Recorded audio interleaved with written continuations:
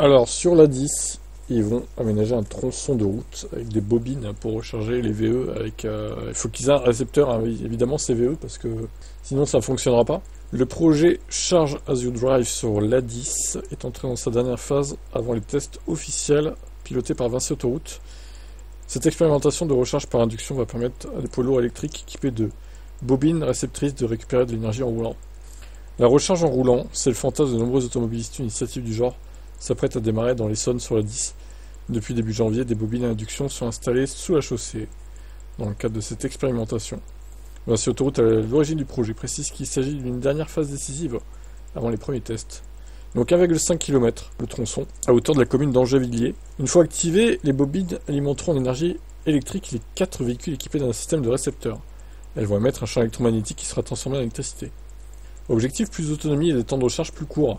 Il y a aussi un avantage économique, l'idée de réduire le prix d'achat des camions électriques. En effet, la recharge par induction permettrait d'éviter d'embarquer d'énormes batteries, comme c'est le cas aujourd'hui. 800 kWh pour le Renault, par exemple. Et le Tesla Semi, c'est même un peu plus. Et ça pourrait aussi servir aux voitures, du coup.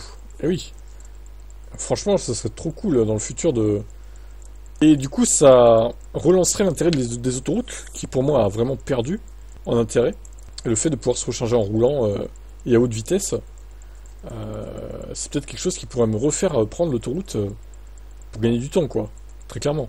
Parce que là, en l'état actuel, les VE, on sait qu'ils n'aiment pas l'autoroute. Je vais pas aller payer du péage hors de prix, plus des bornes hors de prix, pour rouler à 130 km/h et consommer à mort, en fait. Je préfère perdre un peu plus de temps sur départemental, national, et payer beaucoup moins cher. Par contre, là, effectivement, s'il y a sur toutes les autoroutes à péage des trucs comme ça peut être excellent. Bon, à court terme et au moyen terme, ça ne sera pas le cas, évidemment. Il faudra viser ça plus dans 15-20 ans, à mon avis.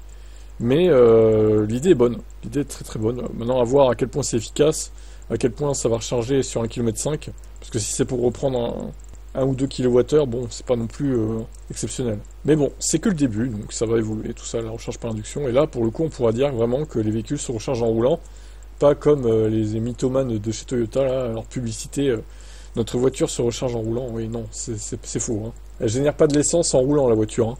Arrêtez, hein. Allez, bref, ciao.